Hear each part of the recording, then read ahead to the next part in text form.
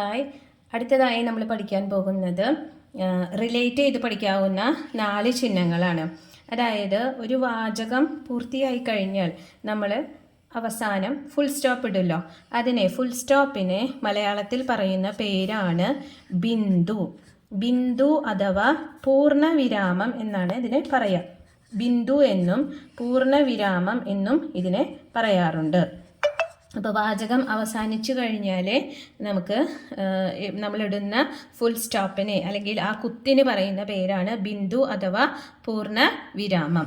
അടുത്തതായിട്ട് നമ്മൾ കോമയിടും. കോമ മലയാളത്തിൽ ഇംഗ്ലീഷിൽ നമ്മൾ കോമ എന്ന് പറയും. അതായത് ചെറുതായിട്ട് ഒരു നിർത്തൽ വേണ്ട ഭാഗങ്ങളിലാണ് നമ്മൾ കോമയിടുക. അപ്പോൾ ഈ കോമയ്ക്ക് മലയാളത്തിൽ പറയുന്ന പേരാണ് അങ്കുശം. അങ്കുശം എന്നാണ് കോമയ്ക്ക് മലയാളത്തിൽ പറയുക. അങ്കുശം. അങ്കുശം അതേപോലെ പറയുന്ന മറ്റൊരു പേരാണ് അല്പവിരാമം. ഇത് പഠിക്കാൻ വളരെ എളുപ്പമാണ്. വിരാമം, പൂർണ്ണവിരാമം എന്ന് പറഞ്ഞാൽ മുഴുവനായിട്ട് അവസാനിപ്പിക്കുക. അല്പവിരാമം എന്ന് പറഞ്ഞു കഴിഞ്ഞാൽ അത് ഇനിയും കുറച്ചും കൂടി തുടർച്ചയുണ്ട് എന്ന് അറിയണം.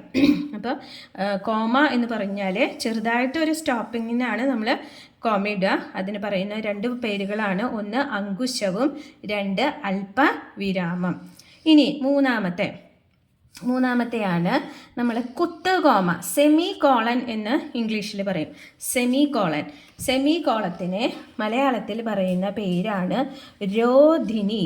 രോധിനി എന്നാണ് മലയാളത്തിൽ ഈ സെമി കോളനെ പറയുക.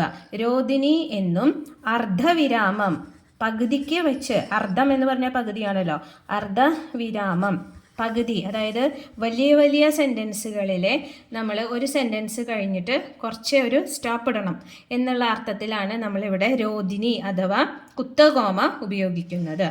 ഇനി അടുത്തതായിട്ട് വരുന്നതാണ് നമ്മുടെ കോളനെ മലയാളത്തിൽ പറയുന്ന പേരാണ് ഭിത്തിക. കോളനെ മലയാളത്തിൽ പറയുന്ന പേരാണ് ഭിത്തിക.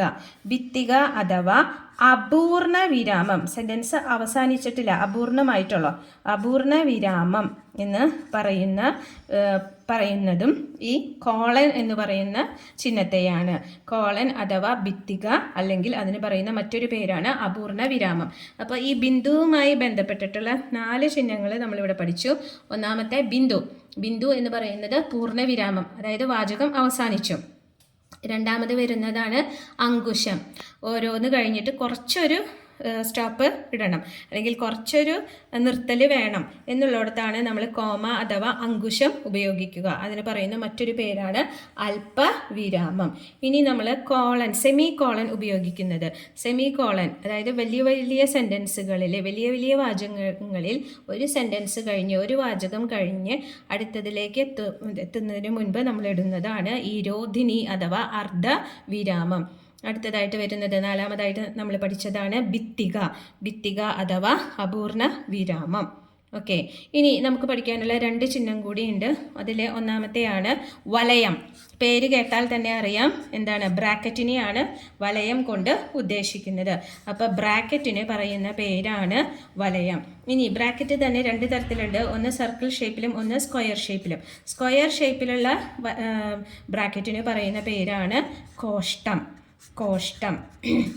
അപ്പോൾ 2 ടൈപ്പ് ബ്രാക്കറ്റുകളെ പറ്റി പഠിച്ചു. ഒന്നാമത്തെ റൗണ്ട് ബ്രാക്കറ്റ്, അതിന് പറയുന്ന പേരാണ് വലയം. രണ്ടാമത്തെ സ്ക്വയർ ബ്രാക്കറ്റ്, അതിന് പറയുന്ന പേരാണ് കോഷ്ടം.